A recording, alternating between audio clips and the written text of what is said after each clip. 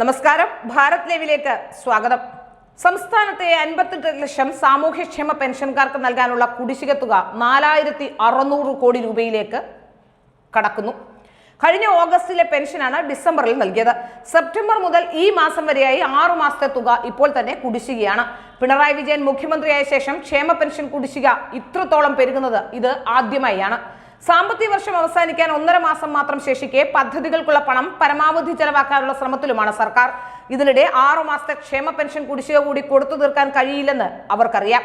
അങ്ങനെയെങ്കിൽ അടുത്ത സാമ്പത്തിക വർഷം ആരംഭിക്കുന്ന ഏപ്രിൽ മുതൽ പെൻഷൻ അതത് മാസം തന്നെ നൽകുമെന്ന ബജറ്റിലെ പ്രഖ്യാപനവും പാലിക്കാനാകാതെ വരികയും ചെയ്യും. ഈ മാസവും അടുത്ത മാസവുമായി 25,000 കോടി രൂപയെങ്കിലും പദ്ധതി ചെലവുകൾക്കും മറ്റുമായി ട്രഷറിയിൽ നിന്ന് ചെലവാക്കാനാണ് സർക്കാർ ലക്ഷ്യമിട്ടിരുന്നത്. എന്നാൽ കേന്ദ്രം കടമെടുപ്പ് നിയന്ത്രിച്ചത് തിരിച്ചടിയായി. പ്രതിസന്ധി കാരണം ഒട്ടേറെ ബില്ലുകൾ അടുത്ത വർഷത്തേക്ക് മാറ്റിവെക്കേണ്ടി വരും. ലോക്സഭാ തെരഞ്ഞെടുപ്പ് ഉടൻ പ്രഖ്യാപിക്കാൻ സാധ്യതയുള്ളതിനാൽ പെൻഷൻ കുടിശ്ശിക ഭാഗികമായെങ്കിലും വിതരണം ചെയ്യാനാണ് സർക്കാർ ആലോചിക്കുന്നത്. സഹകരണ ബാങ്കുകളുടെ കൺസോർഷ്യം രൂപീകരിച്ച് പണം കണ്ടെത്താനായാൽ 2 മാസത്തെ പെൻഷൻ നൽകാനാകും. 1 മാസത്തെ ക്ഷേമ പെൻഷൻ നൽകാൻ 775 കോടി രൂപ വേണം. സംസ്ഥാന സർക്കാരിന്റെ മാത്രം പണം കൊണ്ട് 45.11 ലക്ഷം പേർക്കാണ് സാമൂഹ്യ സുരക്ഷാ പെൻഷൻ നൽകുന്നത്. ഇതിന് വേണ്ടത് മാസം 667 കോടിയാണ്. കേന്ദ്ര സർക്കാരിന്റെ കൂടി സഹായത്താൽ 7.42 ലക്ഷം പേർക്ക് പെൻഷൻ നൽകുന്നുണ്ട്. ഇതിന് കേരളം കണ്ടെത്തേണ്ടത് 19.15 കോടിയാണ്. വിവിധ ക്ഷേമനിധി ബോർഡുകളിൽ അംഗങ്ങളായ 5.66 ലക്ഷം പേർക്ക് പെൻഷൻ നൽകാൻ 89.4 കോടി രൂപ വേണം. ഒരു വർഷത്തെ പെൻഷൻ വിതരണത്തിന് 9,000 കോടി വേണമെന്നാണ് ധനമന്ത്രി ബജറ്റ് പ്രസംഗത്തിൽ വ്യക്തമാക്കിയത്. ഏപ്രിൽ മുതൽ സംസ്ഥാന സർക്കാരിന് വീണ്ടും വിപണിയിൽ നിന്നും കടമെടുക്കാമെന്നതിനാൽ സർക്കാരിന് വേണമെങ്കിൽ ഒറ്റയടിക്ക് ക്ഷേമ പെൻഷൻ കുടിശ്ശിക കൊടുത്തു തീർക്കാനും കഴിയും. എന്നാൽ ഇത് മറ്റ് ചെലവുകളെ ബാധിക്കും.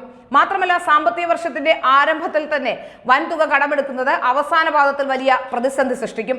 അടുത്ത വർഷം വരുമാനം മെച്ചപ്പെടുത്തുന്നതിനായി ആവശ്യമെങ്കിൽ പ്ലാൻ ബി പുറത്തെടുക്കേണ്ടി വരുമെന്ന് ധനമന്ത്രി പറയുകയും ചെയ്തിട്ടുണ്ട്. ജീവനക്കാരുടെ പെൻഷൻ പ്രായം വർദ്ധിപ്പിച്ചാൽ മാത്രമാണ് സർക്കാരിന് ഒറ്റയടിക്ക് ചെലവ് നിയന്ത്രിക്കാൻ കഴിയുക.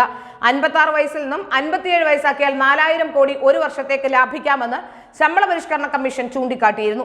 അടുത്ത വർഷം പിടിച്ചു നിൽക്കാനായില്ലെങ്കിൽ പ്ലാൻ ബി ഇതാണോ സർക്കാർ പുറത്തെടുക്കുകയെന്ന് കാത്തിരുന്ന് കാണുകയാണ് സർക്കാർ ഉദ്യോഗസ്ഥർ. ഏതായാലും പ്ലാൻ എ കൊണ്ട് വലിയ മെച്ചമൊന്നും സംസ്ഥാന സർക്കാരിനുണ്ടായില്ല, കടക്കണിയിലായി എന്ന് മാത്രം. ഇനി പ്ലാൻ ബി കൂടി വന്നാൽ എന്തായിരിക്കും അവസ്ഥ എന്ന് പറഞ്ഞറിയിക്കേണ്ടതില്ല. പ്ലാൻ ബി പുറത്തെടുക്കാൻ തിരഞ്ഞെടുപ്പിന് മുമ്പ് സാധിച്ചാൽ, അല്ലെങ്കിൽ സർക്കാർ ജീവനക്കാരുടെ പെൻഷൻ പ്രായം ഉയർത്തി അത്തരത്തിലുള്ള ഏതെങ്കിലും നീക്കത്തിലേക്ക് പോയാൽ പിന്നീട് എന്താകും സംഭവിക്കുക എന്ന് കാത്തിരുന്ന് കാണുകയല്ലാതെ മറ്റൊരു നിവൃത്തിയുമില്ല.